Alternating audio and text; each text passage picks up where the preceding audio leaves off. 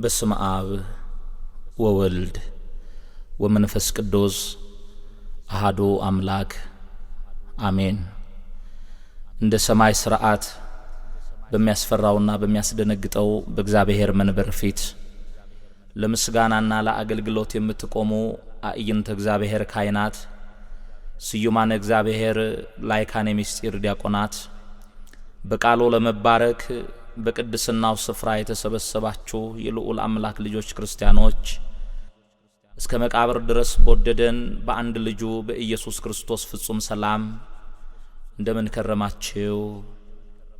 እንደ ኃጢአታችን ብዛት እንደ ሰውነታችንም ክፋት ተመልክቶ ሳያጠፋን እድሜ ለንስሐ ሰጥቶ ሁላችንንም ከያለንበት ስፍራ በአምላካዊ ፍቅሩ ስቦ ዳግም በቅድስናው ተራራ ላይ የሰበሰበን የአባቶቻችን የቅዱሳን አምላክ ቅዱስ እግዚአብሔር ስሙ ከምድር እስከ አርያም ለዘላለሙ የተመሰገነ ይሁን።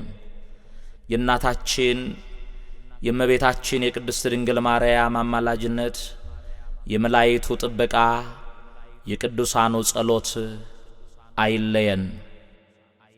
በሶስተኛው ቀን በገሊላ ቃና ሰርግ ነበር። የዮሐንስ ወንጌል ምዕራፍ 2 ቁጥር 1። እንደ እግዚአብሔር አምላካችን ቅዱስ ፈቃድ ለዛሬ የምንማማርበት የትምህርታችን ርዕስ ይህ ይሆናል። እግዚአብሔር አምላክ ለሁላችንም የቃሉን ደጅ ይክፈትልን።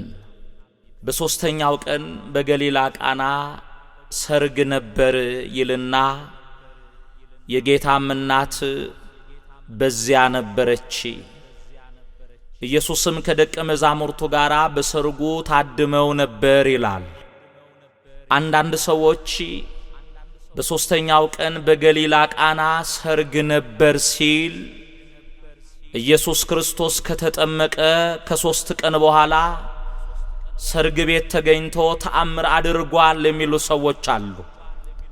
በሶስተኛው ቀን በገሊላ ቃና ሰርግ ነበር ሲል ሶስተኛ ቀን የተባለው ኢየሱስ ክርስቶስ ከተጠመቀ ከ3 ቀን በኋላ ማለት አይደለም። ሳይውል ሳያድር ከዮርዳኖስ እንደወጣ ወደ ገዳመ ቆሮንቶስ እንደገባ መጽሐፍ ይነግረናል። በማቴዎስ ወንጌል ምዕራፍ 3 ቁጥር 13 እስከ 17 የተጻፈውን ስንመለከት ኢየሱስ ክርስቶስ በእደ ዮሐንስ በዮርዳኖስ ወንዝ እንደተጠመቀ ከዛም በኋላ ከመጠመቂያው እንደወጣ መጽሐፍ ይነግረናል።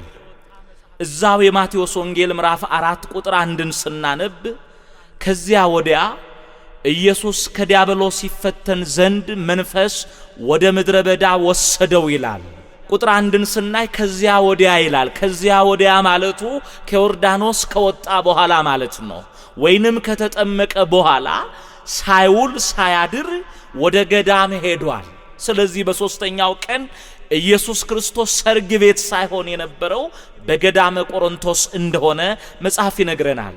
ታዲያ በሶስተኛው ቀን በገዳመ ቆሮንቶስ ከነበረ ይህ ሶስተኛው ቀን የተባለው የቱ ነው የሚል ጥያቄ ሊነሳ ይችላል። ሶስተኛ ቀን የተባለው ኢየሱስ ክርስቶስ ከገዳም በወጣ በሶስተኛ ቀኑ ወይንም ወንጌልን ማስተማር በጀመረ በሶስተኛ ቀኑ ማለት ነው። የቤተ ክርስቲያናችን ሥርዓት እንደሚነግረን ኢየሱስ ክርስቶስ ጥር 11 ቀን በዮርዳኖስ እንደተጠመቀ ቤተ ክርስቲያን ታስተምራለች። ከተጠመቀ በኋላ ሳይውል ሳያድር ወደ ገዳመ ቆሮንቶስ ሄዶ 40 ቀንና 40 ሌሊት እንደጦመ መጽሐፍ ይነግረናል። ጥር 11 ቀን ከዮርዳኖስ ወጥቶ በገዳም 40 ቀንና 40 ሌሊት ከቆየ ይህ ሶስተኛ ቀን የተባለው የካቲት 20 ቅዳሜ ከገዳም ወጥቶ የካቲት 23 ቀን ማክሰኞ በሰርግ ቤት እንደተገኘ ትርጓሜው ይነግረናል። ማክሰኞ በሰርግ ተገኝቷል። የካቲት 23 ቀን ሰርግ ቤት እንደተገኘ ትርጓሜው ይነግረናል። አባቶቻችን የውሃን በዓል ከውሃ ጋር እናክብር ብለው የቃናውን የካቲት 23ቱን ተአምር ለቃና ዘገሊላ አምጥተው እንዲከበር አድርገዋል። እንመለስ ወደ ነገራችን። ስለዚህ ሶስተኛው ቀን የተባለው ኢየሱስ ክርስቶስ ከገዳም በወጣ በሶስተኛ ቀን ወይንም ደግሞ ማስተማር በጀመረ በሶስተኛው ቀን በገሊላ ቃና ሰርግ ሆነ ይላል። በገሊላ ቃና ሰርግ ሲሆን በሰርግ ቤቱ እመቤታችን እንደተገኘች እንደታደመች ወንጌሉ ይነግረናል። ትርጓሜው ደግናትና ሰርግ ተጠራች ወይንም ደግሞ ዘመድናትና ሰርግ ተጠራች። ወደ ሰርጉ ቤት ድንግል ማርያም ስትጠራ እናትን ጠርቶ ልጅን መተው ልማድ አይደለምና ልጇ ኢየሱስ ክርስቶስ ሰርግ ተጠራ። አንዳንድ ሰዎች ሰርግ ደግሰው ጥሪ ካደረጉ በኋላ ለልጆች ስፍራ የለንም ይላሉ።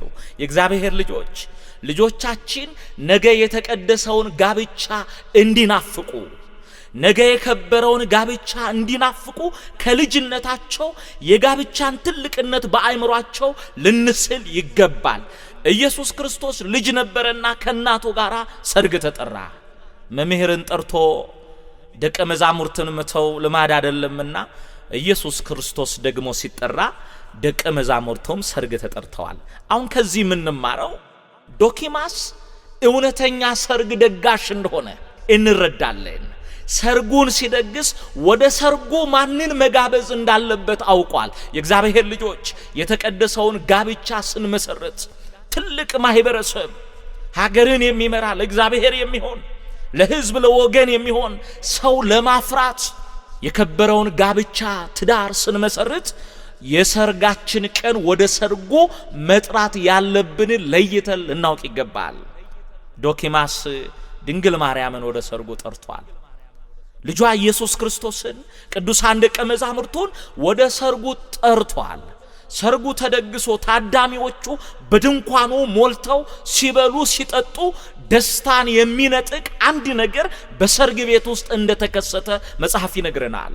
ይሄ ነገር ምንድነው ስንል ዶኪማስ ሰርግ ደግሶ ብዙ ታዳሚዎቹን ወደ ሰርጉ ጠርቶ ሰው ሲበላ ሲጠጣ አዲስ ገቢዎቹ ሳይስተናገዱ በማድጋዎች ውስጥ የነበረው የወይን ጠጅ አለቀ ይላል።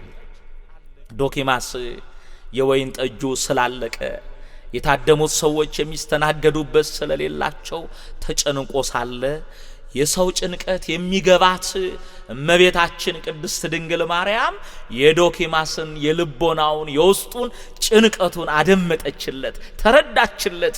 የኛንም የውስጥ ጩኸታችንን የኛን ጭንቀታችንን ድንግል ማርያም እሷ ታዳምጥልን። ካዳመጠች ከልጇ ዘንድ ለችግራችን መፍትሄ ታሰጠናለች። ተመልከቱ፣ ስንነሳ ዘመድናትና ሰርግ ተጠራች ብለናል። እንዲሁ አይደለም። የጓዳን ምስጢር የሚያውቀው ባዕድ አይደለም፣ ዘመድ ነው።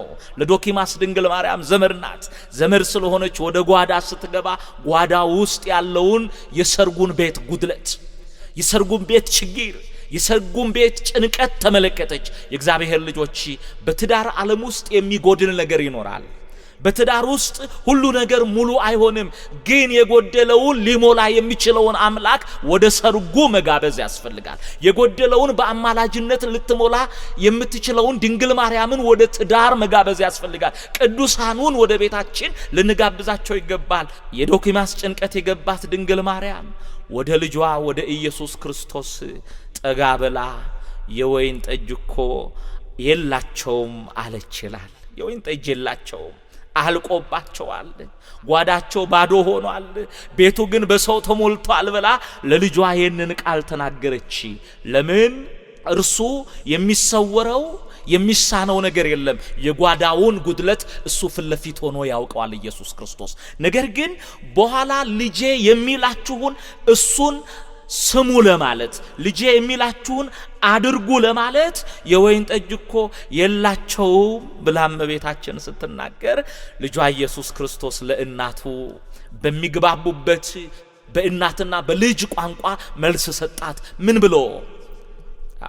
አንቺ ሴት ካንቺ ጋራ ምን አለኝ?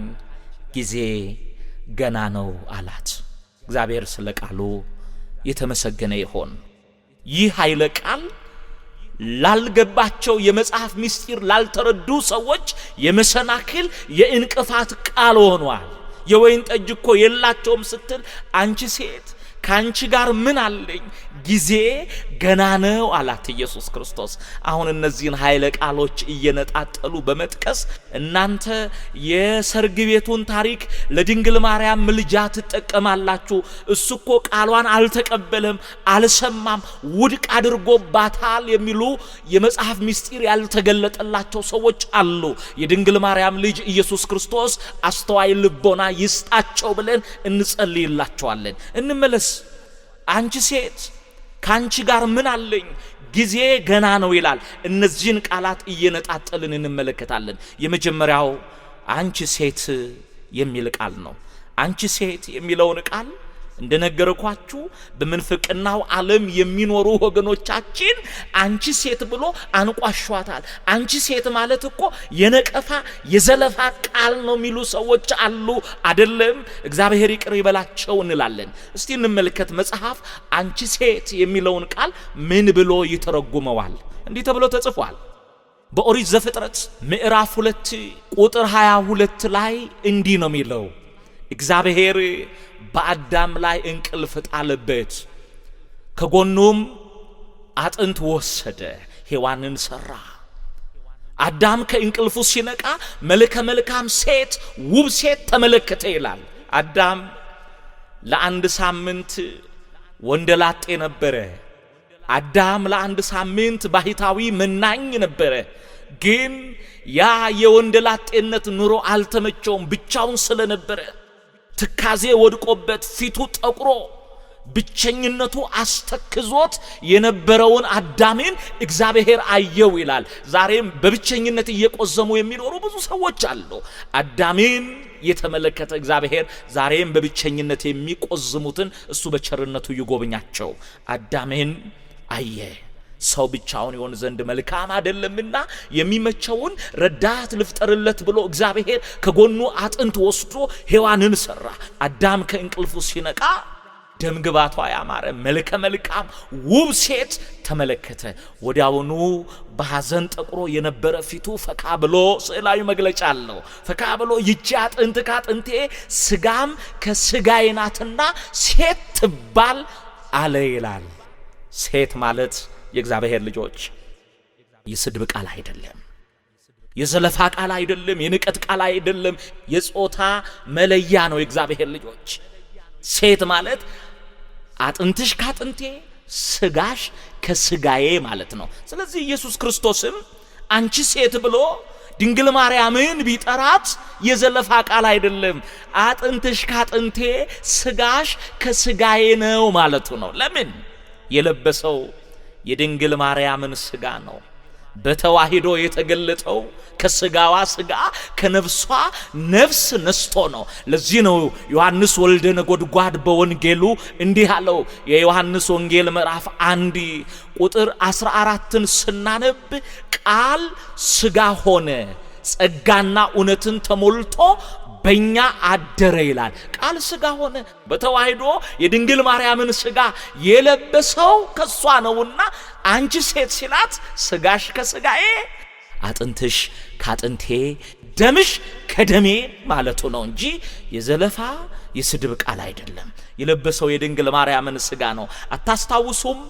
ቅዱስ ጳውሎስ በዕብራውያን ምዕራፍ 2 ቁጥር 15 ላይ ስለ ሞት ፍርሃት በባርነት ይታሰሩ የነበሩትን ሁሉ ነፃ እንዲያወጣ በስጋና በደም እንዲሁ ተካፈለ፣ የአብርሃምን ዘር ይዟል እንጂ የያዘው የመላእክትን አይደለም ይላል። የመላእክትን አካል አይደለም የለበሰው የድንግል ማርያምን የአብርሃም ዘር ከሆነች ከድንግል ማርያም ተወልዶ ከስጋዋ ስጋ ከነፍሷ ነፍስ ነስቶ ከሷ ተወልዶ ዓለምን አድኗልና አንቺ ሴት አላት። ወንጌላዊው ቅዱስ ማቴዎስ በማቴዎስ ወንጌል ምዕራፍ 1 ቁጥር 1 ላይ ነገረ ልደቱን ሲተርክ እንዲህ ነው ያለው።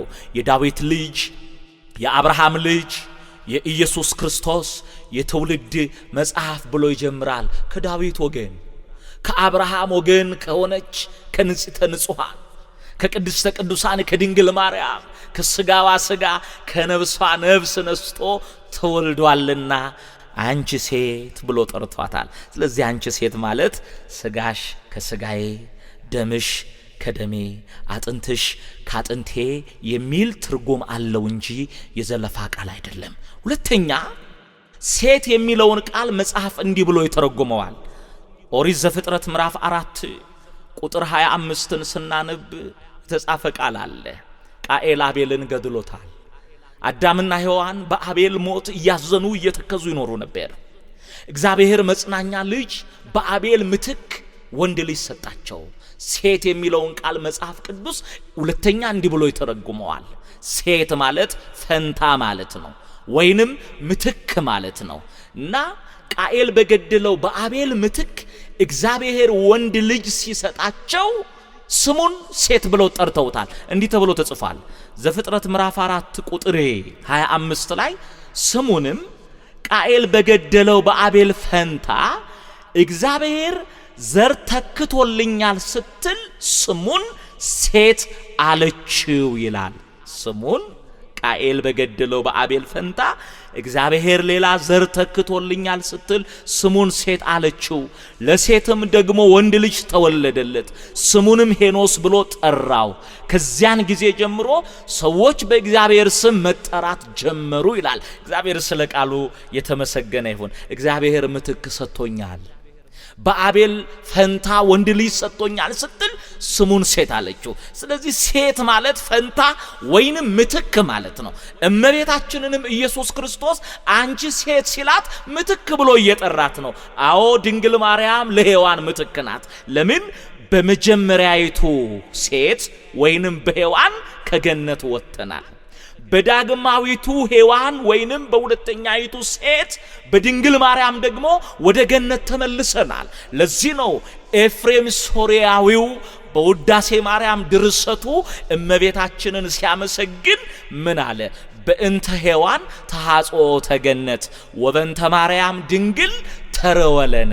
በሔዋን ምክንያት የገነት ደጅ ተዘጋብን፣ በድንግል ማርያምም ደግሞ ተከፈተልን ነው ያለው። አዎ የእግዚአብሔር ልጆች በመጀመሪያይቱ ሔዋን ባሪያዎች ሆነን፣ በሁለተኛይቱ ሴት ደግሞ በድንግል ማርያም የእግዚአብሔር ልጆች ተብለን ተጠራን። ስለዚህ ሴት የሚለውን ቃል ምትክ ብለናል። እመቤታችንም የሔዋን ምትክ ናት። ሴትም ወንድ ልጅ ወለደ፣ ስሙንም ሄኖስ ብሎ ጠራው።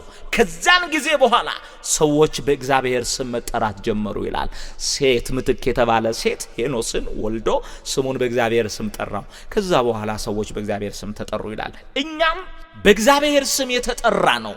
እመቤታችን ቅድስት ድንግል ማርያም ኢየሱስ ክርስቶስን ስለወለደችልን ምትክ የሆነችው እሷ የዓለም ቤዛ የሆነውን የዓለም መድኃኒት የሆነውን ስለወለደችልን እኛም የእግዚአብሔር ልጆች ተብለን ተጠራን። ቀድሞ ባሪያዎች ነበርን፣ አሁን ግን ልጆች ተብለናል። ለስም አጠራሮ ክብር ምስጋና ይግባው።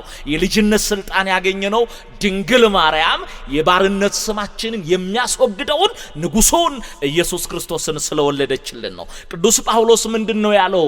ልጆች ስለሆናችሁ እግዚአብሔር አባ አባት ብሎ የሚጮህ የልጁን መንፈስ በልባችሁ ውስጥ ላከ ይላል።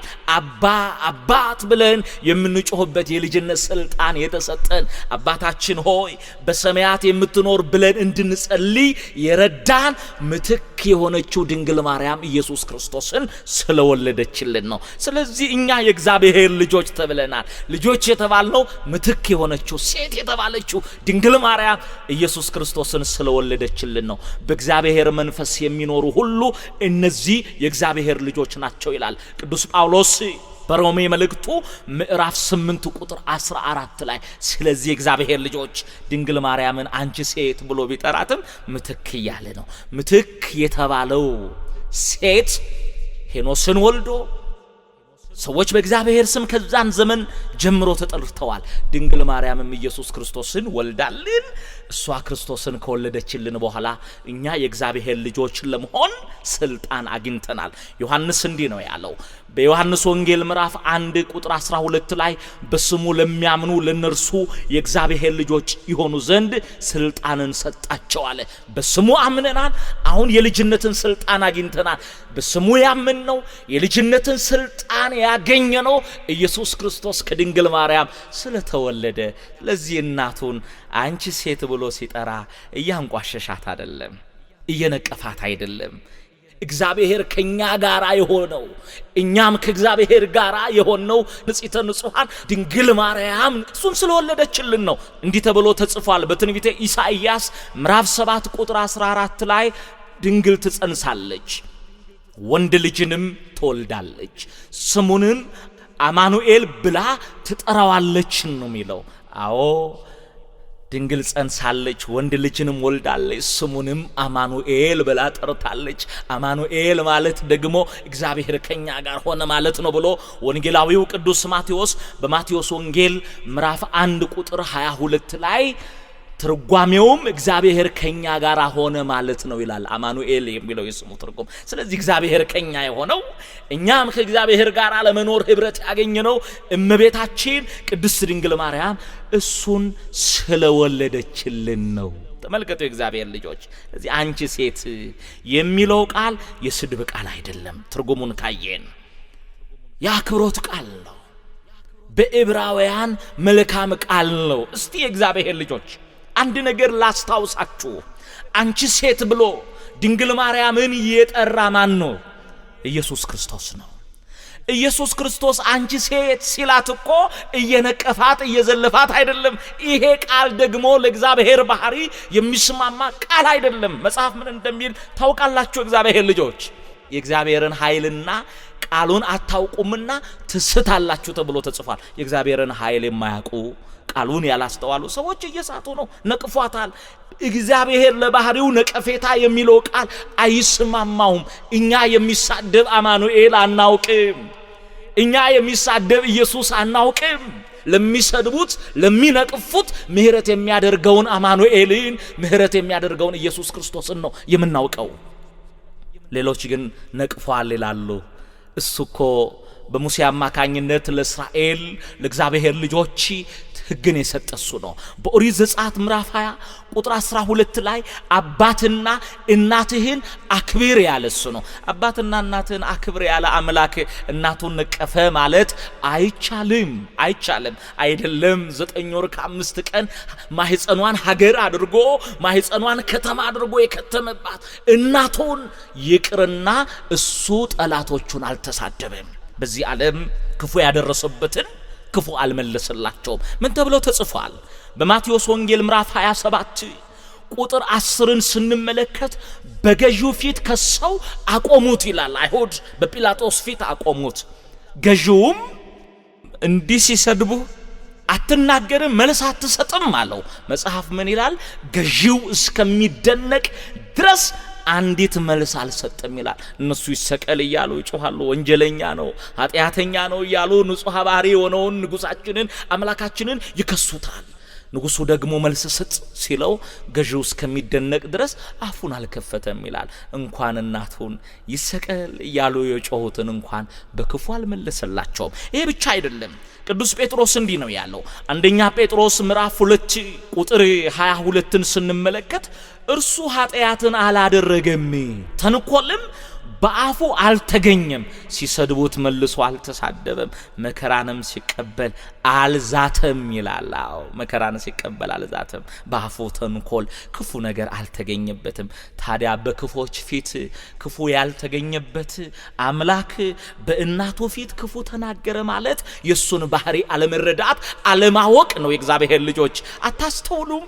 በመስቀል ላይ ሆኖ ሲያላግጡበት ራስህን አውርድ አድን፣ እስቲ ቤተ መቅደስን አፍርሰ በ3 ቀን የምትሰራ ራስህን አድን እያሉ ሲያላግጡ እሱ ግን እንዲህ አለ ነው የሚለው የሉቃስ ወንጌል ምዕራፍ 23 ቁጥር 34ን ስናነብ አባት ሆይ የሚሰሩትን አያውቁምና ይቅር በላቸው ብሎ ለክፎች ይቅርታን መለመን እንደሚገባ አብነት አርአያ ምሳሌ ሆኖ ፍለጋውን እንድንከተል ይሄን የነገረን አምላክ ነው። ይሄን ያስተማረን አምላክ ነው። የሚረግሟችሁን መርቁ፣ ስለሚያሳድዷችሁ ጸልዩ ነው ያለው። እሱ ክፉ አልተናገረም። ክፉ የሚናገረው ተሳዳቢው ከአንደበቱ የዘለፋ ቃል የሚወጣው አውሬው እንደሆነ ሐሰተኛው ክርስቶስ እንደሆነ መጽሐፍ ይነግረናል።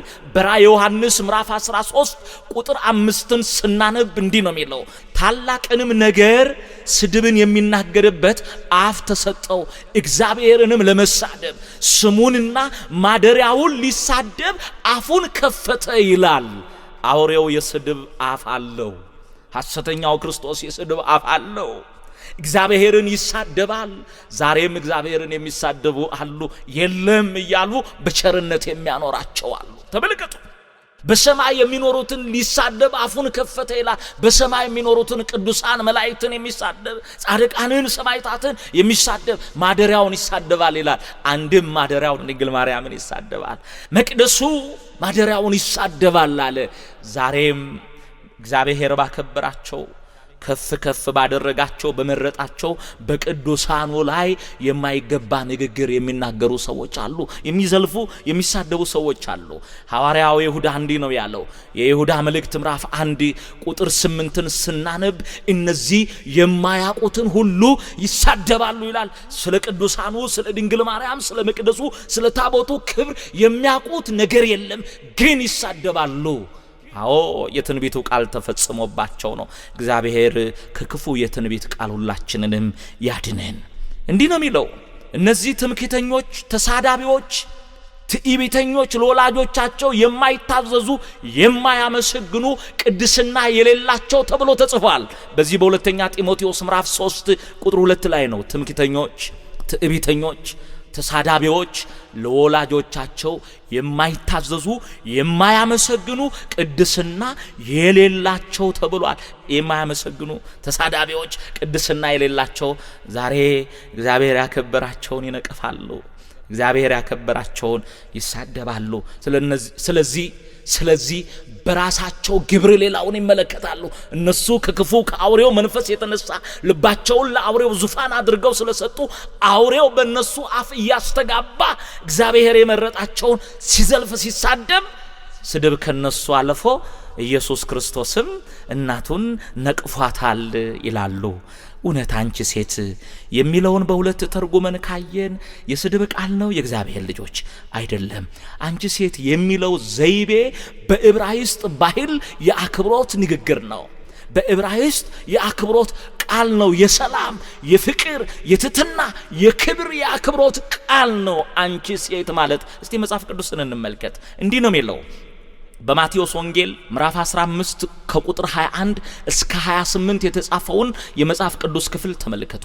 በዚህ የመጽሐፍ ቅዱስ ክፍል ላይ አንዲት ከነናዊት ሴት ልጇ ታማባት ከኢየሱስ ክርስቶስ በኋላ እየተከተለች እባክህ መምህር፣ ጌታ ሆይ ልጄን ማርልኝ፣ እኔንም ማረኝ እያለች ትጮኻለች። ደቀ መዛሙርቱ ቀርበው ከኋላ እየተከተለች ትጮኻለችና ይችን ሴት አሰናብታት አሉ። አማለዱ። ትጮኻለች፣ እባክህ ስማት፣ የልቦናዋን መሻት ፈጽምላት አሉ። ኢየሱስ ክርስቶስም የልጆችን እንጀራ ለቡችሎች፣ የልጆችን እንጀራ ለውሾች አንስቶ መስጠት አይገባም አለ። የዛን ጊዜ ይህች ሴት ደረቷን እየደቃች ጌታ ሆይ ማረኝ፣ ውሾችም ከጌቶቻቸው ፊት የወደቀውን ትርፍራፊ ይለቅማሉ ብላ በእምነት ውሻዋን እኔን ማረኝ፣ የውሻዋን ልጅ ፈውስልኝ፣ አዎ ውሻ ነኝ፣ ለልጆች ካደረከው ቸርነት ደግሞ የተረፈውን ለኔ ያድርግልኝ አለች። የዛን ጊዜ ኢየሱስ ክርስቶስ እንዲህ አላት። የማቴዎስ ወንጌል ምዕራፍ 15 ቁጥር 28ን ተመልከቱ። አንቺ ሴት እምነትሽ ታላቅ ነው፣ እንደወደድሽ ይሁንልሽ አላት። አንቺ ሴት እምነትሽ ታላቅ ነው እያለ መቼም ዘለፋት አይባልም። እምነትሽ ታላቅ ነው እያለ እያመሰገናት እያከበራት ሰደባት አይባልም። ስለዚህ አንቺ ሴት እምነትሽ ታላቅ ነው ብሎ እንዳወደሰ ይሄ የክብር የአክብሮት ቃል ነው። አንቺ ሴት ከአንቺ ጋራ ምን አለኝ ጊዜ ገና ነው ማለቱ እየዘለፋት አይደለም። ሌላው እዛው የሉቃስ ወንጌል ምዕራፍ 13 ቁጥር 12 ላይ አንቺ ሴት ከድካምሽ ተፈውሰሻል አላት ይላል። የድካም መንፈስ የነበረባትን ሴት ከፈወሳት፣ የጎበጠችውን ቀና ካደረጋት፣ ከሰው እኩል ካቆማት በኋላ አንቺ ሴት ከድካምሽ ተፈውሰሻል ነው ያላት። ዛሬም በመንፈሳዊ ሕይወታችን የዛልን የደከምን እንኖራለን። ኢየሱስ ክርስቶስ ሁላችንንም ከድካም ያበርታን። ለስም አጠራሩ ክብር ምስጋና ይሁን። ሴት የሚለው ቃል በዕብራውያን የአክብሮት ቃል ነው ብለናል። ይህ ብቻ አይደለም። የዮሐንስ ወንጌል ምዕራፍ 4 ቁጥር 21ንም ስናነብ ለዛች ሴት ምንድነው ያለው? በውሃ ዳር ኢየሱስ ክርስቶስ ቃሉን እንድትቀበል አንቺ ሴት እመኚኝ አላት። እውነት የሆነውን የልቧን ነገር ከነገራት፣ ካስተማራት፣ ችግሯን ከፈታላት በኋላ የምናገረውን አንቺ ሴት እመኚኝ ብሎ በአክብሮት እንደተናገረ እንመለከታለን። ይህ ብቻ አይደለም። በምንዝር ተይዛ ልትወገር የመጣችውን ሴት ካዳናት በኋላ ምንድነው ያለው? የዮሐንስ ወንጌል ምዕራፍ 8 ቁጥር 10 ላይ አንቺ ሴት ከሳሾችሽ ወዴት አሉ አለ። ስለዚህ በዕብራውያን ልማድ ሴት የሚለው ቃል የአክብሮት ቃል እንጂ የስድብ የዘለፋ ቃል አይደለም። ይህ ብቻ አይደለም። የእግዚአብሔር ልጆች በዮሐንስ ወንጌል ምዕራፍ 19 ቁጥር 26 ላይም የተጻፈውን ቃል ተመልከቱ። እሱ ለሁላችን ቤዛ ሊሆን ሁላችንንም ከዘላለማዊ ሞት ሊያድነን በፍቅር እጆቹን በመስቀል ላይ በዘረጋ ጊዜ በቀኝና በግራው ወንበዴዎች ተሰቅለዋል። ከእግረ መስቀሉ ደግሞ ይወደው የነበረው ደቀ መዝሙሩና ከቤተልሔም እስከ ቀራንዮ ኮረብታ ያልተለየች ድንግል ማርያም በዚያ በመስቀሉ ስር ነበረች። ምን አለ? አንቺ ሴት እነሆ ልጅሽ ብሎ ለዮሐንስ አደራ እንደሰጠ እንመለከታለን። አንቺ ሴት የሚለውን ቃል በመጽሐፍ ቅዱስ ውስጥ ተደጋግሞ እናገኘዋለን። ይሄ ብቻ አይደለም። የዮሐንስ ወንጌል ምዕራፍ 20 ቁጥር 13 ላይ መግደላዊት ማርያም ወደ መቃብሩ በሄደች ጊዜ መቃብሩ ባዶ ሆኖ ስታለቅስ መላእክት ነጭ ልብስ ለብሰው ምንድነው ያሏት? አንቺ ሴት ስለምን ታለቅሻለሽ ብለዋታል። ለዚህ መላእክቱም መግደላዊት ማርያምን እየሰደቡ እየዘለፉ አይደለም፣ በአክብሮት ቃል ስለምን ታለቅሻለሽ፣ እሱ እኮ እንደተናገረ ተነስቷል፣ በዚህ ስፍራ የለም የሚለውን የምስራች ቃል አንቺ ሴት ተብላ ነው የሰማችው። ተመልከቱ። ይህ ብቻ አይደለም። እዛው የዮሐንስ ወንጌል ምዕራፍ 20 ቁጥር 15 ላይ ኢየሱስም አንቺ ሴት ስለምን ታለቅሻለሽ አላት። አሁን ሴት ስለሚለው ቃል ይህንን ያህል መረጃ ካገኘን ይበቃናል።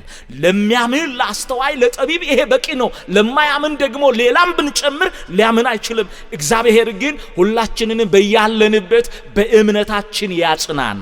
እዚህ ሴት የአክብሮት የክብር ቃል እንጂ የዘለፋ ቃል አይደለም። ቀጥለን ሁለተኛውን እንመለከታለን። ካንቺ ጋራ ምን አለኝ የሚለው ይሆናል ሁለተኛው። አንቺ ሴት ካንቺ ጋር ምን አለኝ፣ ካንቺ ጋር ምን አለኝ የሚለውም ቃል የዘለፋ ወይም የምትለምኝኝ ነገር አልቀበልም የማለት ቃል አይደለም። የአክብሮት ቃል ነው።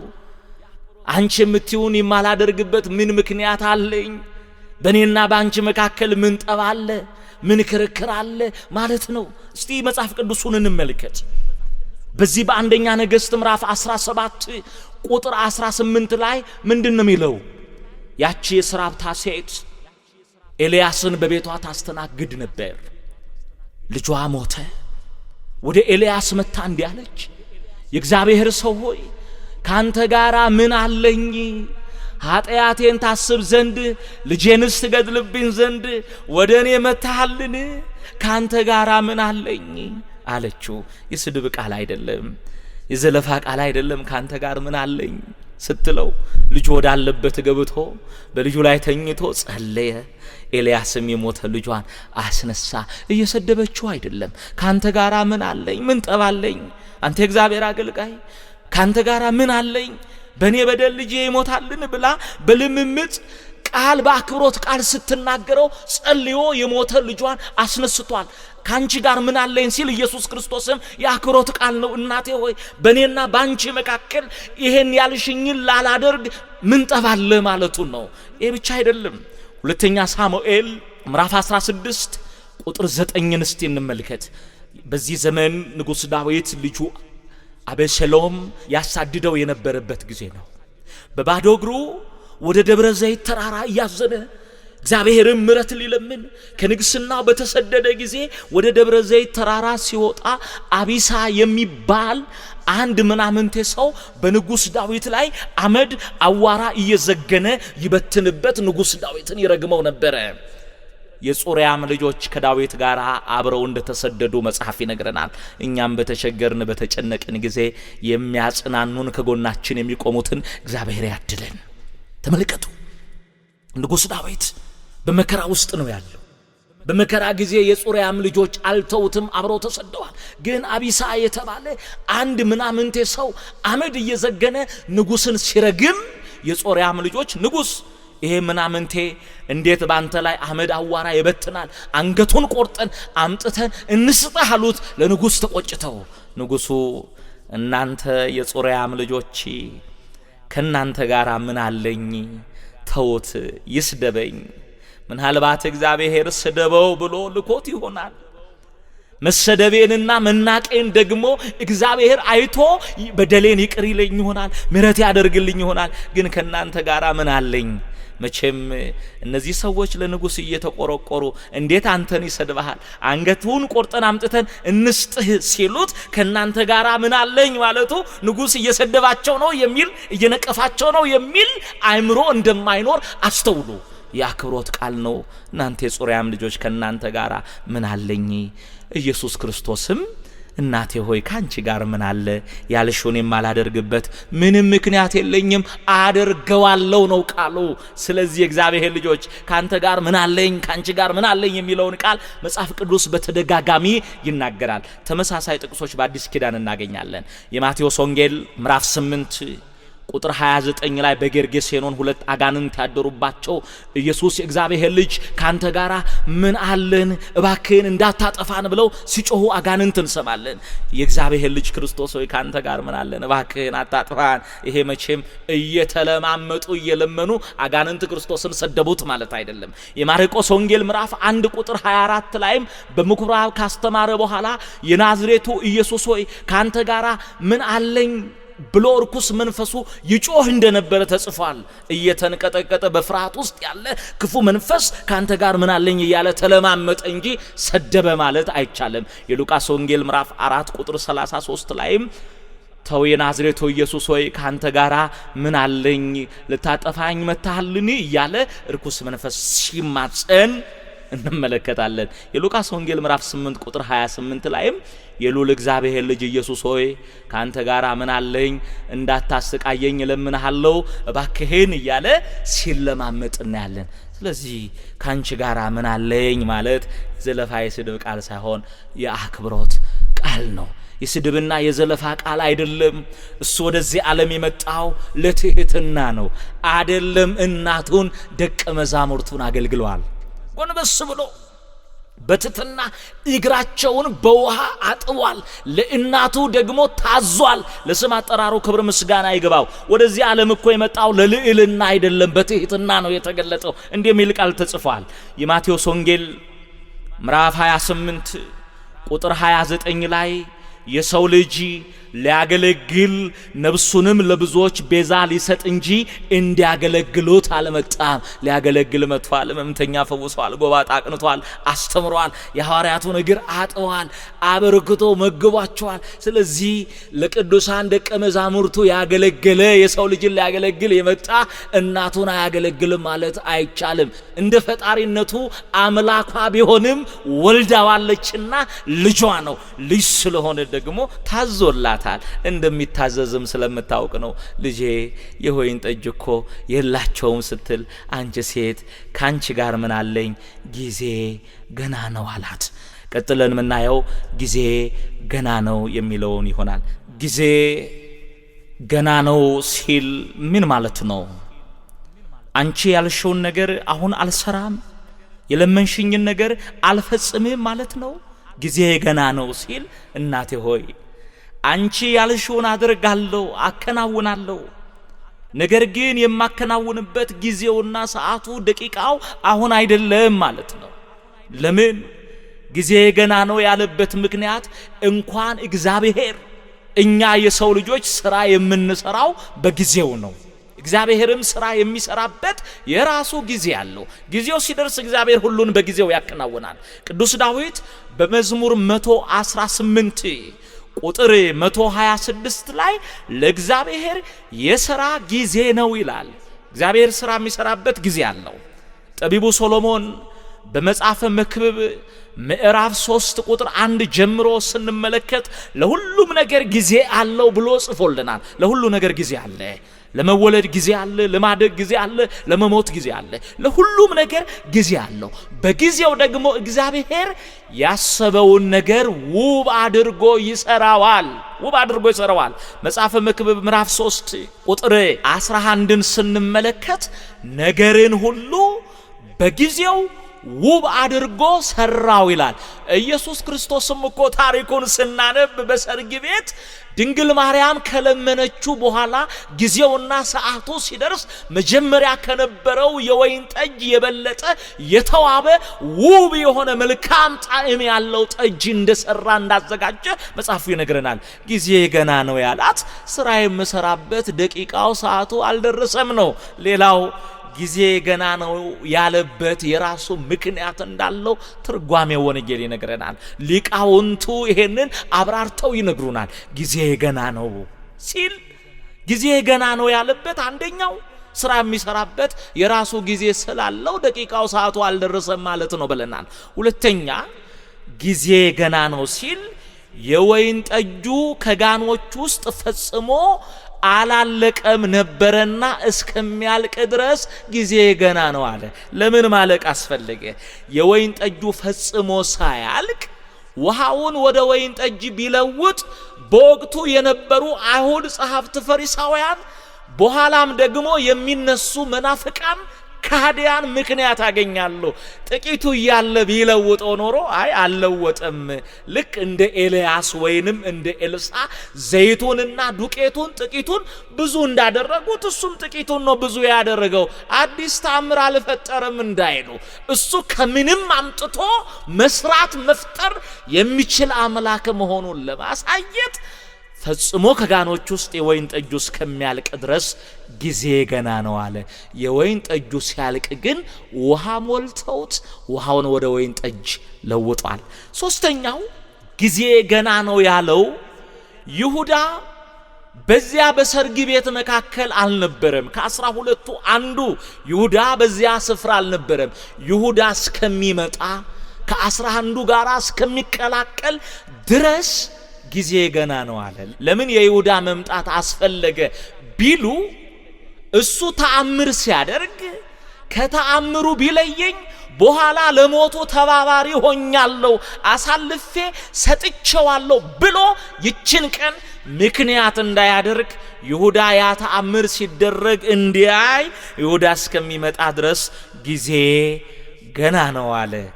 አራተኛ ጊዜ ገና ነው ያለበት ምክንያት ምንድነው ስንል፣ እናቴ ሆይ ጊዜ ገና ነው። ጊዜ ሲደርስ አይደለም ይሄንን ዛሬ ተጠጥቶ ነገ እዳሪ የሚሆነውን የወይን ጠጅ ቅርና አማናዊውን ወይን ደሜን፣ አማናዊውን መብል ስጋዬን ጊዜው ሲደርስ ሰጣለሁ። ያንን አማናዊውን ለመስጠት ጊዜ ገና ነው ሲላት፣ ያንን አማናዊ ወይን አፍስሼ የምሰጥበት ጊዜ ገና ነው ሲል ጊዜ ገና አልደረሰም አላት። ጊዜው ሲደርስ ግን ሁሉን አከናውኗል። ያለ ጊዜው ስራ አይሰራም ብለናል። ታስታውሱ ከሆነ ደቀ መዛሙርቱ ተአምር ለሚያደርገው መሲህ ወይንም የክርስቶስ ደቀ መዛሙርት ተከታዮች ናቸው ለመባል ውጣ ራስህን ግለጥ ይሉት ነበር። የሱ ደቀ መዛሙርት ናቸው ለመባል ገና በመንፈስ አልበሰሉም ነበርና እንዲህ ነው የሚለው የዮሐንስ ወንጌል ምዕራፍ 7 ቁጥር 6ን ስንመለከት ውጣና ራስህን ግለጥ አሉት ይላል ደቀ መዛሙርቱ። ኢየሱስም እንዲህ አላቸው፣ ጊዜ ገና አልደረሰም፣ እኔ ራሴን በሕዝብ ፊት የምገልጥበት ጊዜ ገና አልደረሰም ብሎ ለደቀ መዛሙርቱ ተናግሯል። ይህ ብቻ አይደለም። እዛው የዮሐንስ ወንጌል ምዕራፍ 7 ቁጥር 30 ላይ ጊዜው ስላልደረሰ ማንም እጁን አልጫነበትም ይላል። አይሁድ ሊገድሉት ይፈልጉ ነበር፣ ግን ራሱን ለሰዎች አሳልፎ የሚሰጥበት ጊዜውና ደቂቃው ስላልደረሰ ማንም እጁን አልጫነበትም ይላል። እዛ ዮሐንስ ወንጌል ምዕራፍ 8 ቁጥር 20ንም ስናነብ ጊዜው ገና አልደረሰምና ማንም አልያዘውም ይላል። ጊዜው ሲደርስ እኮ ይሁዳ አይሁድን ይዞ መጥቶ አስይዞታል። ሁሉን ነገር በጊዜው የሚሰራ በሰዓቱ የሚያከናውን አምላክ ነው። ጊዜውን በደረሰ ሰዓት ደግሞ እንዲህ ነው ያለው። የማቴዎስ ወንጌል ምዕራፍ 26 ቁጥር 18ን ስናነብ ጊዜ ቀርቧልና ከናንተ ጋራ ፋሲካን አከብራለሁ ይላል። ጊዜ ቀርቧልና ይላል። ጊዜው በቀረበ ጊዜ ደግሞ ራሱን አሳልፎ ሰጥቷል። በማቴዎስ ወንጌል ምዕራፍ 26 ቁጥር 26ንም ስናነብ ጊዜው ሲደርስ በቃና የነበረውን ወይን ብቻ አይደለም እውነተኛውን አማናዊውን ሕይወት የሚሰጠውን ወይኑን ለደቀ መዛሙርቱ ሰጥቷል። እንዲህ ነው የሚለው የማቴዎስ ወንጌል ምዕራፍ 26 ቁጥር 26ን ተመልከቱ። ኢየሱስም እንጀራን አንስቶ ባርኮ ቆርሶ እንካችሁ ብሉ ይህ ሥጋዬ ነው አለ። ጽዋውንም አንስቶ አመስግኖ እንኩ ሁላችሁ ከርሱ ጠጡ፣ ስለ ብዙዎች ለኃጢአት ይቅርታ የሚፈስ የአዲስ ኪዳን ደሜ ይህ ነው አለ። ስለዚህ ድንግል ማርያምን ጊዜ ገና ነው ሲል እናቴ ጊዜው ደቂቃው ሲደርስ አይደለም በዚህ ያለውን ወይን ይቅርና አማናዊውን ወይን ደሜን እሰጣለሁ ብሎ የዕለተ ዓርቡን ሲነግራት ነው ጊዜ ገና ነው ያለው። አስተውሉ የእግዚአብሔር ልጆች። አሁን አንቺ ሴት ካንቺ ጋራ ምን አለኝ ጊዜ ገና ነው ብሎ አልተቀበላትም የሚሉን ሰዎች አሉ። እሷ ግን ወደ ደቀ መዛሙርቱ፣ ወደ አስተናባሪዎቹ፣ ወደ አገልጋዮቹ በሄደች ጊዜ የሚላችሁን አድርጉ ነው ያለችው። እነሱ በቋንቋ ተግባብተዋል። እናትና ልጅ የልጇን ቃል ከሰማች በኋላ ሄዳኮ እኔን እምቢ ብሎኛልና እስቲ እናንተ ሞክሩ፣ እኔን እምቢ ብሎኛልና እስቲ ደግሞ እናንተ ለምኑት አይደለም ያለችው። እንደ ሰማት እንደሚያከናውንላት ስለገባት ስለተግባቡ፣ በቃላት በቋንቋ ስለተግባቡ ሄዳ የሚላችሁን አድርጉ አለች። ልጇ ነው እንደሚታዘዛት ያውቃል። በዚህ በሉቃስ ወንጌል ምዕራፍ 2 ቁጥር 51 ላይ ኢየሱስም በናዝሬት እየታዘዘላቸው ኖረ ይላል። ለአሳዳጊው ለዮሴፍና ለእናቱ ለድንግል ማርያም እየታዘዘላቸው ኖረ ይላል። እሱ ትሁት ነው አይደለም? ለእናቱ ለዓለም ትትናውን ገልጧል። ለዓለም ፍቅሩን አሳይቷል። የማቴዎስ ወንጌል ምዕራፍ 11 ቁጥር 28ን ስንመለከት እኮ ከኔ ተማሩ ይላል። የትህትና መምህር ነው። ትህትናን እንደ ዘመኑ አገልጋይ፣ ትህትናን እንደ ዘመኑ ካህን፣ ትህትናን እንደ ዘመኑ ሰባኪ በቃል ብቻ አይደለም የሰበከው፣ በሕይወቱ የሰበከ አምላክ ነው። የማቴዎስ ወንጌል ምዕራፍ 11 ቁጥር 28ን ስናነብ ከኔ ተማሩ እኔ የዋህ በልቤም ደግሞ ትሁት ነኝ። ትሁቱ ኢየሱስ ክርስቶስ የእናቱን ቃል ስለሰማ የሚላችሁን አድርጉ አለች። እነሱም 6 የድንጋይ ጋኖቹን ውሃ ሞሏቸው ይላል። ጋኖቹ የድንጋይ ናቸው። ለምን የድንጋይ ሆኖ እንመጣበታለን። የጋኖቹ ቁጥር ደግሞ 6 ነው። ለምን 6 ሆነ? ያንን እንመጣበታለን። እነሱም ጋኖቹን ውሃ ሞሉ። ኢየሱስ ክርስቶስም ውሃውን ወደ ወይን ጠጅ ለወጠ። ኢየሱስ ክርስቶስ በዚህ ዓለም ወይን የጣለው ጠጅ የጣለው አንድ ቀን ነው። እሱ አንድ ቀን የጣለው የወይን ጠጅ በዓለም ከተዘጋጁ ወይኖች ሁሉ የሚበልጥ ወይን ነው። እውነተኛ ወይን ነው። የሰውን ሕይወት የሚለውጥ ወይን ነው። እሱ ውሃውን ወደ ወይን ጠጅ ለወጠ። የመጀመሪያውን ምልክት በሰርግ ቤት አደረገ ይላል። ምን ማለት ነው? ኢየሱስ ክርስቶስ ከዛ በፊት ምልክት አላደረገም ማለት አይደለም። ኢየሱስ ክርስቶስ ከዛ በፊት ተአምር አልሰራም ማለት አይደለም። ተአምር ሰርቷል፣ ግን በአደባባይ ሰዎች እያዩት በሰው ፊት የመጀመሪያውን ተአምር ያደረገው የዛን ቀን ነው። በቤተ ክርስቲያናችን ተአምረ ኢየሱስ የሚባል መጽሐፍ አለ። ይህ ደግሞ መጽሐፍ የኢየሱስ ክርስቶስን ሥራ የሚናገር መጽሐፍ ነው። ወንጌላዊው ቅዱስ ዮሐንስ ወንጌሉን ጽፎ ሲጨርስ የመጨረሻው ቃል ምን ነበር? ኢየሱስ ክርስቶስ ያደረገው ብዙ ተአምር አለ፣ ሁሉ ተጽፎ ቢሆን ኖሮ መጻሕፍት ባልቻሉት ነበረ ይላል። ዓለም ራሷ ብርሃንና ሆና ውሆች ቀለም ሆነው እሱ የሰራውን ገቢረ ተአምር እሱ የፈጸማቸውን ስራዎች ሁሉ ጽፎ መጨረስ አይቻልም ብሎ የሰራው ብዙ እንዳለና ከብዙ ጥቂቱ በወንጌሉ እንደተጻፈ ተነግሮናል። እንመለስ ወደ መጀመሪያው ነገር። በገሊላ ቃና የመጀመሪያውን ተአምር አደረገ ሲል ከዛ በፊት ተአምር አልሰራም ማለት አይደለም። ህዝብ ያየው በጉባኤ መካከል በህዝብ ፊት የመጀመሪያውን ተአምር አደረገ። ደቀ መዛሙርቱም በሱ አመኑ ይላል። እግዚአብሔር ስለ ቃሉ የተመሰገነ ይሁን። እስካሁን ብዙ ተምረናል፣ ብዙ ነገሮች አይተናል። እንመለስ ወደ መጀመሪያው ነገር። መጀመሪያ ስንነሳ ርዕሳችን በሶስተኛው ቀን በገሊላ ቃና ሰርግ ነበረ ብለን ነው የተነሳ ነው። አዎ በገሊላ ቃና ሰርግ ነበር። በሶስተኛው ቀን የተባለው ሌሎች ከተጠመቀ ከ3 ቀን በኋላ ነው ይላሉ። ያ እንዳልሆነ መጀመሪያው ላይ ተመልክተናል። ሶስተኛ ቀን የተባለው ከገዳም በወጣ በሶስተኛው ቀን ወይንም ወንጌል ማስተማር በጀመረ በሶስተኛው ቀን ነው ብለናል። ምስጢሩ ግን ይሄ አይደለም። ሶስተኛ ቀን የተባለችው አዲስ ኪዳን ናት። በሶስተኛው ቀን በገሊላ ቃና ሰርግ ሆነ ወይንም ሰርግ ነበረ ነው የሚለው። እንዴት አዲስ ኪዳን ሶስተኛ ቀን ተባለ ስንል አንደኛ ቀን የተባለችው የሕገ ልቦና ዘመን በአንደኛው ቀን አይደለም ሰርግ የሆነው፣ ደስታ የሆነው በሕገ ልቦና ዘመን አይደለም። ሁለተኛ ቀን የተባለው ደግሞ ሕገ ኦሪት ነው። በሕገ ኦሪትም ደስታ ሐሴት አልሆነም ለሰው ልጆች። በሶስተኛው ቀን በአዲስ ኪዳን በሶስተኛው ዘመን ሕገ ልቦና አልፎ ሕገ ኦሪት አልፎ ሕገ ወንጌል ሲመጣ በአዲስ ኪዳን ሰርግ ሆነ። ሰርግ ማለት ደስታ ሐሴት ማለት ነው።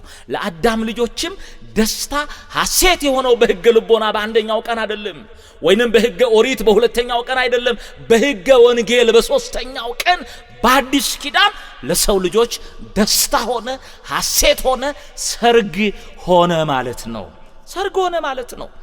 ከዛ ቀጥሎ የወይን ጠጁ አልቋል። ከጋኖች ውስጥ የወይን ጠጅ አለቀ። ጋን የተባለው የሰው ልቦና ነው። የእያንዳንዳችን ልቦና ነው ጋን የተባለው። የወይን ጠጅ ከሰው ልቦና አለቀ ሲል ከሰው ልጆች ልቦና የጽድቅ ወይን አልቆ ነበር በሕገ ልቦና ዘመን። በሕገ ኦሪትም የወይን ጠጅ ከሰው ልቦና አልቆ ነበር የጽድቅ ወይን። ለዚህ ያለቀው የጽድቅ ወይን ከሰው ልጆች ልቦና አልቆ ነበርና በሐዲስ ኪዳን ያለቀውን የጽድቅ ወይን በሰው ልቦና እንዲሞላ አደረገ። ለስም አጠራሩ ክብር ምስጋና ይግባው። እነዛም ጋኖቹ 6 ነበሩ ይላል። 6 መሆናቸው ዘመኑን ለመግለጥ ነው። የሰው ልጅ ደስታንና ሐሴትን ያገኘው ከ5500 ዘመን በኋላ ነው። 5ኛው ሺህ አልቆ 6ኛው ሺህ ገብቶ 500 ዘመን ከተቆጠረ በኋላ በሰው ልብ ያልነበረው አልቆ የነበረው የጽድቅ ወይን ተሞልቷል። ያንን የጽድቅ ወይን በሰው ልቦና የሞላ ኢየሱስ ክርስቶስ ነው። ጋኖቹ የድንጋይ ነበሩ ይላል። በዚያ በሕገ ልቦና ወይንም በሕገ ኦሪት በጨለማው ዘመን ሰው ባሪያ በነበረበት ዘመን የሰው ልብ ድንጋይ ነበረ። በትንቢተ ሕዝቅኤል ምዕራፍ 36 ቁጥር 26 ላይ ምንድነው ያለው? እግዚአብሔር በነቢዩ አድሮ የድንጋዩን ልብ ከውስጣችሁ አወጣለሁ የሥጋንም ልብ ሰጣችኋለሁ አለ። ድንጋይ በባህሪው ጠጣር ነው። የሰው ልብ እንደ ድንጋይ ጠጥሮ ነበር። ዛሬም የእግዚአብሔርን ቃል ላለመስማት፣ እውነትን ላለመስማት፣ እውነትን ውጦ ላለመቀበል ልባቸውን እንደ ድንጋይ ያጠነከሩ ሰዎች አሉ። የድንጋዩ ልብ አወጣላችኋለሁ ያለ አምላክ ዛሬም ልቦናቸው ድንጋይ ለሆነባቸው እሱ የድንጋዩ ልብ አውጥቶ የሥጋን ልብ እንዲያድል እንለምናለን። ተመልከቱ፣ የድንጋዩ ልብ አውጥቼ የሥጋን ልብ ሰጣችኋለሁ። ሥጋ በባህሪው ለስላሳ ነው። የሚታዘዝ የለሰለሰ ትሁት ታዛዥ የሆነ ልብ ሰጣችኋለሁ። ይህ ልብ ያገኘነው በአዲስ ኪዳን ነው። ውሃውን ሙሉ ከተባለ በኋላ ኢየሱስ ክርስቶስ ውሃውን ወደ ወይን ጠጅ ለወጠ። ውሃውን ሙሉ የተባሉት አገልጋዮቹ ናቸው። ዛሬም የአገልጋዮች ድርሻ ውሃን ወደ ሰው ልብ መሙላት ነው። እስቲ አገልጋዮች ከኔ ጀምሮ ራሳችንን እንጠይቅ። ሃይማኖትን የምንመራ ኃላፊነት የተሰጠን አደራ የተሰጠን የክርስቶስን መንጎች በጎቹን እንድንጠብቅ እንድናሰማራ አደራ የተቀበልን አገልጋዮች ዛሬ በህዝቡ ልቦና ውስጥ ምንድነው እየሞላን ያለ ነው? ጋኖቹን ውሃ ሙሉ ነው የተባለው። ጋን የተባለው የሰው ልብ ነው። ውሃ የተባለው የእግዚአብሔር ቃል ነው። መልካሙ ቃል እንደ ጥልቅ ውሃ ነው። ጠቢቡ ሶሎሞን በመጽሐፈ ምሳሌ ምዕራፍ 20 ቁጥር 5 ላይ ምክር በሰው ልብ እንደ ጥልቅ ውሃ ነው ይላል። መልካም ምክር በሰው ልቦና ውስጥ እንደ ጥልቅ ውሃ ነው ይላል። ስለዚህ መልካሙን ምክር እግዚአብሔርን ቃል አገልጋዮች በምእመናን ልቦና የመሙላት ኃላፊነት ግዴታ አለባቸው። እስቲ ራሳችንን እንጠይቅ። ዛሬ በምእመኑ ልብ ውስጥ በየዋው ህዝብ ልቦና ውስጥ እግዚአብሔርን በሚፈልገው ጽድቅን በሚፈልግ ወደ መልካም መሻገር በሚፈልገው የህዝብ ልቦና ውስጥ ምንድነው እየሞላን ያለ ነው? አንዳንዶቻችን መለያየትን እንሞላለን። አንዳንዶቻችን ዘረኝነትን እንሞላለን። አንዳንዶቻችን ጥላቻን እንሞላለን። አንዳንዶቻችን ክፋትን፣ በቀልን እንሞላለን። ሙሉ የተባልነው መልካሙን ህይወት የሚሰጠውን የእግዚአብሔርን ቃል ነው።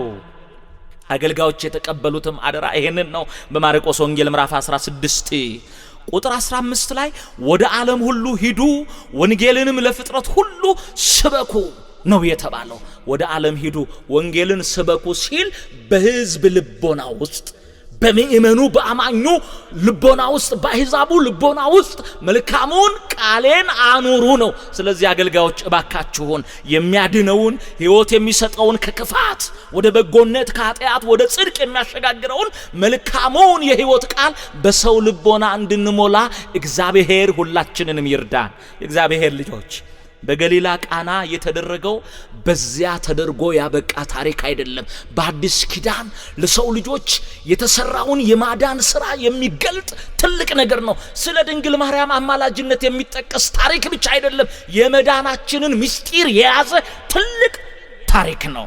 በሶስተኛው ቀን በገሊላ ቃና ሰርግ ነበር። ሶስተኛው ቀን ሕገ ወንጌል ናት ብለናል። ሰርግ ደስታ ነው ብለናል። በአዲስ ኪዳን ለአዳም ልጆች ለሁላችን ደስታ ሆነ። እስቲ የሰርግ ቤትን ነገር እናነሳ። በሰርግ ቤት የተለያዩ ሙሽራውና ሙሽሪቱ አንድ ይሆናሉ። በአዲስ ኪዳንም በሰርግ ቤት በሶስተኛይቱ ቀን በሕገ ወንጌል በአዲስ ኪዳን መለኮት ከትብስዕት ጋራ በተዋህዶ አንድ ሆኗል። በሰርግ ቤት ሙሽራውና ሙሽሪቱ አንድ ይሆናሉ። በኃጢአት ምክንያት ሰዎች ከእግዚአብሔር ተለይተናል። በአዲስ ኪዳን እግዚአብሔር ከሰው ጋር ሆነ፣ አማኑኤል ከኛ ጋር ሆነ፣ እኛም ከእግዚአብሔር ጋር ሆነናል። ሌላው በሰርግ ቤት የሙሽራውና የሙሽሪቱ ቤተሰቦች ይቀላቀላሉ፣ አንድ ይሆናሉ። በአዲስ ኪዳን የአዳም ልጆች ሰዎችና መላእክት አንድ ሆነን በአንድ ላይ የድል ዝማሬ አብረን የሰላም ዝማሬ ከመላእክት ጋር ዘምረናል። በአዲስ ኪዳን የእግዚአብሔር ልጆች ከእግዚአብሔር ጋር ህብረት አግኝተዋል። ሌላው በሰርግ ቤት መብል አለ፣ በሰርግ ቤት መጠጥ አለ፣ ይበላል ይጠጣል። በአዲስ ኪዳን እውነተኛው መብል ስጋውን፣ እውነተኛው መጠጥ ደግሞ ደሙን ጠጥተናል። በሰርግ ቤት ስጋው ይቆረጣል፣ ጮማው ይቆረጣል፣ የወይን ጠጁ ይጠጣል። እኛም በአዲስ ኪዳን በሰርግ ቤት የክርስቶስን ሕይወት የሚሰጠውን ስጋውን በልተናል፣ ደሙን ጠጥተናል። ሌላው በሰርግ ቤት መብልና መጠጥ ብቻ አይደለም። በሰርግ ቤት መብልና መጠጥ ብቻ አይደለም፣ መዝሙር አለ። ዘፈን እንዳትሉኝ፣ መጽሐፍ ደስ ያለው ቢኖር ይዝፈን አይልም፣ ደስ ያለው ቢኖር ይዘምር ነው የሚለው። እዚህ በሰርግ ቤት መዝሙር አለ። በአዲስ ኪዳንም የድል አድራጊዎቹን መዝሙር እንዘምራለን።